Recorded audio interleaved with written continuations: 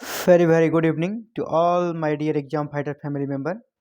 तो JSSC CGL exam 2022 के लिए बहुत ही महत्वपूर्ण करंट अफेयर्स आपके सामने रेडी है। हम लोग अभी 10 करंट अफेयर्स का डिस्कशन करेंगे। तो ज़्यादा समय ना लेते हुए सीधे पॉइंट पे आते हैं। सीधी बात, नो बकवास। तो पहला करंट अफेयर्स आपके सामने रेडी है। बीसीसीआई अध्यक्ष सौरभ गांगुली बीसीसीआई अध्यक्ष सौरभ गांगुली ने हाल ही में किस शहर में बीसीसीआई अध्यक्ष सौरभ गांगुली ने हाल ही में किस शहर में विश्व के तीसरे सबसे बड़े क्रिकेट स्टेडियम की आधारशिला रखी है? तो कौन सा शहर में विश्व का तीसरा सबसे बड़ा क्रिकेट स्टेडियम का आधारशिला रखा है? तो वो शहर है जयपुर। तो इसके बारे में थोड़ा जान लें। ये जयपुर में स्थित है, स्टेडियम बनेगा। इसके पहले जो भारत का सबसे बड़ा स्टेडियम है वो है मोटेरा स्टेडियम, जिसको नरेंद्र मोदी के नाम पर नरेंद्र मोदी स्टेडियम भी कहा जाता है, जो गुजरात में है। ये सबसे बड़ा है। तो भारत के लिए अगर पूछा जाए तो ये दूसरा सबसे बड़ा स्टेडियम जयपुर में बन रहा है। अगर पूरे विश्व के परिप्रेक्ष्य में पूछा जाए तो तीसरा। तो विश्व का तीसरा सबसे बड़ा स्टेडियम का आधारशिला कहाँ रखा गया है? तो जयपुर में। किसने रखा? सौरभ गांगुली। सौरभ गांगुली कौन है? बीसीसीआई अध्यक्ष। आपसे पूछा जाता है बीसीसीआई अध्यक्ष कौन है? तो सौरभ गांगुली। ओके, अगले क्वेश्चन की ओर बढ़ते हैं। अगला करंट अफेयर्स आपके सामने। किस राज्य ने एक देश एक राशन कार्ड योजना को अभी लागू किया है? एक देश एक राशन कार्ड मतलब वहाँ के नागरिक देश में कहीं भी जाके अगर उनके पास राशन कार्ड है तो अनाज का उठाव कर सकते हैं। वो राज्य हमारा छत्तीसगढ़ सरकार ने एक देश एक राशन कार्ड योजना को चालू किया है। चलिए आगे बढ़ते हैं। अगला क्वेश्चन बहुत ही इंपॉर्टेंट। अंडर 19 विश्व कप कौन से बार इंग्लैंड को हराकर भारतीय क्रिकेट टीम चैंपियन बनी? जैसा हम सभी जानते हैं अंडर 19 वर्ल्ड कप भारत ने जीत लिया है। तो आपसे पूछा जा रहा है इंग्लैंड को हराकर जो फाइनल जीता, तो ये भारत का कौन सा कप था? कितनी बार भारत चैंपियन बनी? तो ये 5वीं बार है। इसका राइट आंसर सी होगा। तो भारतीय अंडर 19 टीम ने 4 बार वर्ल्ड कप पहले जीता था और इस बार 5वीं बार जीता। आपसे पूछा जा सकता है किसको हराकर जीता? तो इंग्लैंड को हराकर जीता। इसे भी आप लोग याद रखेंगे। चलिए अगले क्वेश्चन की ओर बढ़ते हैं। हाल ही में जारी आंकड़ों के मुताबिक वर्ष 2021 में वर्ष 2021 में किसने भारत को रिकॉर्ड 4.6 बिलियन अमेरिकी डॉलर का ऋण दिया है? भारत को सबसे ज़्यादा रिकॉर्ड ऋण 4.6 बिलियन डॉलर का किस संस्था के द्वारा मिला है? अभी वर्ष 2021 में भारत ने इतना ऋण लिया है। तो वो कौन सा है बैंक? एशियाई विकास बैंक, एडीबी एशियाई डेवलपमेंट बैंक। वहाँ से भारत को 2021 में 4.6 बिलियन डॉलर का ऋण मिला है। तो जो एक रिकॉर्ड है, बहुत हाई अमाउंट का ऋण है ये। चलिए अगला क्वेश्चन की ओर बढ़ते हैं। प्रधानमंत्री नरेंद्र मोदी ने कितने फीट ऊंची समानता की मूर्ति का उद्घाटन किया? हाल ही में मोदी जी ने समानता की मूर्ति, स्टैच्यू ऑफ इक्वलिटी का उद्घाटन किया है और उस मूर्ति का हाइट कितना है? तो 216 फीट। तो इसके बारे में थोड़ा जान लें। ये जो मूर्ति स्थापित की गई है, इसका जो उद्घाटन किया गया है वो हैदराबाद में किया गया है,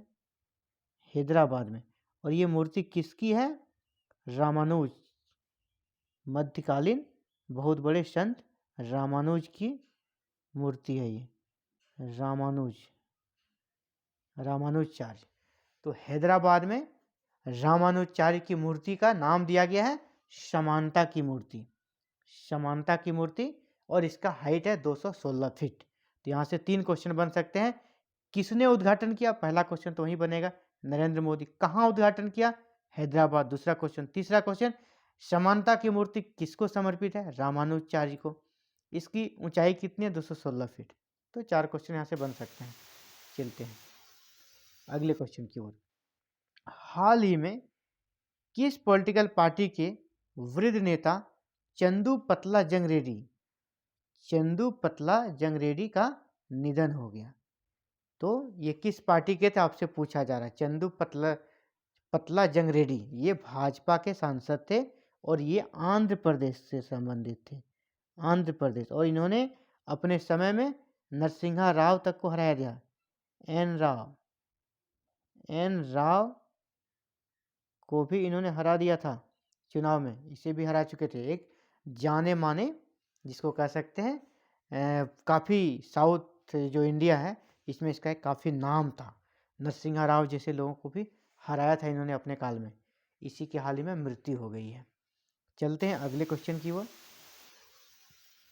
अंतर्राष्ट्रीय मुद्रा कोष ने किस देश के 6 अरब डॉलर के रुके हुए कार्यक्रम की छठी समीक्षा को पूरा करने की मंजूरी दे दी है? जैसे हम लोग जानते हैं कि हमारा पड़ोसी मुल्क पाकिस्तान ही हो सकता है, क्योंकि पाकिस्तान और आईएमएफ को लेकर काफ़ी न्यूज आते रहते हैं, जिसका भी राइट आंसर पाकिस्तान होगा। अंतर्राष्ट्रीय मुद्रा कोष आईएमएफ से पाकिस्तान को जो ऋण चाहिए था वो काफ़ी दिनों से फंसा हुआ था। 6 अरब डॉलर का उसको मिलना था, तो वो रुका हुआ था और इस पर जो उनको ग्रे लिस्ट में डाल दिया गया है, ये सब इशू के कारण नहीं मिल पा रहा था। तो उसी का फिर से समीक्षा बैठक हुआ था और उसको कुछ राशि दी भी गई है, अभी रिलीज भी हो गई है। तो वही पूछा जा रहा है, आईएमएफ ने किस देश के 6 अरब डॉलर के रुके हुए कार्यक्रम की छठी समीक्षा को पूरा करने की मंजूरी दे दी है? तो पाकिस्तान से संबंधित है ये। चलते हैं अगले क्वेश्चन की ओर। निम्न में कौन सा देश पिछले कुछ वर्षों में भारतीय अनार के निर्यात के लिए शीर्ष गंतव्य के रूप में उभरा है? भारत से जो अनार का निर्यात होता है उसमें शीर्ष गंतव्य देश के रूप में कौन उभरा है? तो वो देश है बांग्लादेश। अभी सबसे ज़्यादा अनार बांग्लादेश को निर्यात किया जा रहा है। चलिए अगला क्वेश्चन। इजरायल और किस देश ने अपने राजनयिक संबंधों के 30 साल पूरे होने पर जश्न मनाया? राजनयिक संबंध के 30 साल पूरे हो गए इजरायल और किस देश के? तो वह देश कोई और नहीं, हमारा अपना भारत और इजरायल के राजनयिक संबंध के 30 साल हो गए। इसी के उपलक्ष्य में दोनों ही दूतावासों में, जिसको कहते हैं, जश्न मनाया गया, खुशी का माहौल। अगला क्वेश्चन। सरकार ने बजट 2021-22 में क्रिप्टो करेंसी पर होने वाली आय पर कितने प्रतिशत टैक्स लगाने की घोषणा की है? हाल ही में बजट में जो 2021-22 का बजट अभी आया सदन में, उसमें क्रिप्टो करेंसी से होने वाली आय, आपको क्रिप्टो करेंसी से जो आय, बिटकॉइन खरीदते हैं और आपको जो आय, आपको प्रॉफिट होता है, आपकी जो आय होती है उस पर कितने प्रतिशत टैक्स लगाने की घोषणा की गई है? तो इसका राइट आंसर है 20%। 20% टैक्स लगेगा क्रिप्टो करेंसी के आय पर। अब ये सरकार ने बजट में घोषणा किया है। तो ये थे आज के 10 महत्वपूर्ण करंट अफेयर्स। उम्मीद करता हूँ आपके लिए ये बहुत ही फायदेमंद रहा होगा। Thank you for watching this video and connecting with exam fighter number 1।